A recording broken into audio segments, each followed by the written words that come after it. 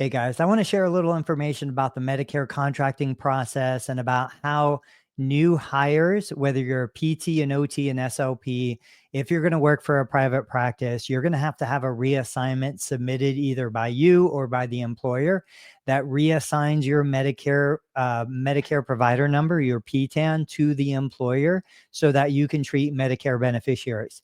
I talk to therapists every single day, practice owners and employees, and this is rarely done properly. And because of that, there's a lot of confusion. So I'm going to show you a couple websites. I'm going to break down the process as easily as possible.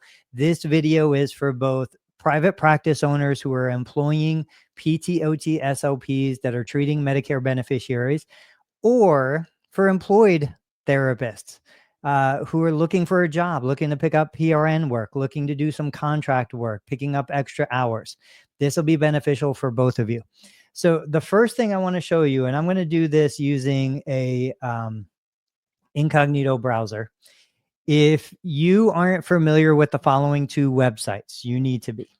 Medicare I&A. This is the Identity and Access Management System. You can Google it. You can click on it. It'll take you here. You're going to accept the terms and the conditions. This is what the homepage looks like. Every therapist who has treated a Medicare beneficiary under a private practice would have a Medicare PTAN, or at least you're supposed to. There's no way for you to have a Medicare PTAN without having a Medicare I&A account. Now, a lot of times what happens is the owner of the practice, the hiring manager, they incorrectly make the account for the therapist. They create the username, the password, and they never give that information over to the therapist. This account is connected directly to your Social Security number. So you have to know and have control of this information.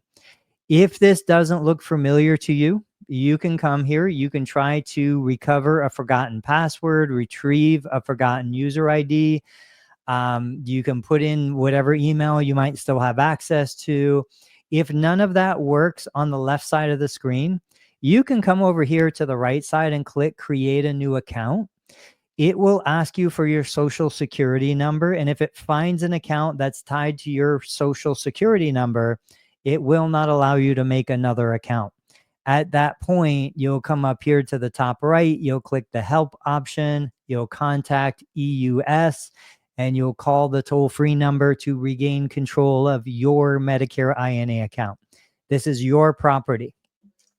Once you have access to this website and your personal account, then if you notice over here, there's the PECOS website. You would click on PECOS. The website homepage looks almost the same, but it's different. You would create a username and login for PECOS. It's usually the same as your Medicare I&A. And then you would also do the same thing for NPPES. This is where you're going to have access to your NPI registry listing. Your MPI, there's a type 1 MPI that's an individual MPI that's just for you. You need to go in, you need to update the information. If you're not sure, just type in mpiregistry.cms.hhs.gov. It'll take you to a website that looks like this. You can type in your name. I'll just do mine so you guys can see it. And you search. This is public information. So when you click on it, you'll have your name. You want to make sure it's an accurate name. You want to make sure that your name didn't change and it needs to be updated. You want to take a look at the address. So the mailing address right now for me is associated with my business, but you might have a mailing address that's associated with an old employer that is not accurate anymore. You want to check any of the information that's here. This is all publicly available. And then you want to make sure it's accurate. And if it's not, you want to get logged in. You want to change it, update it. But effectively, you need to have control over 3 websites: the Medicare I&A, Identity and Access Management System, the PECOS system, and the NPPES system. Those are the 3 websites you want to control. And then what'll happen is, let's say I'm an employee, I'm an employer. I'm going to hire you to be a physical therapist working at Total Therapy Solutions. I first want to know if you already have a Medicare PTAN in my area. It doesn't help me if you had one in another state or another geography. It needs to be an active Medicare PTAN in my area. If you don't, then I'm going to submit a request to make a connection through the Medicare I&A account so that you and I have a connection so that I can then submit an application for you on your behalf through my account, not through your account.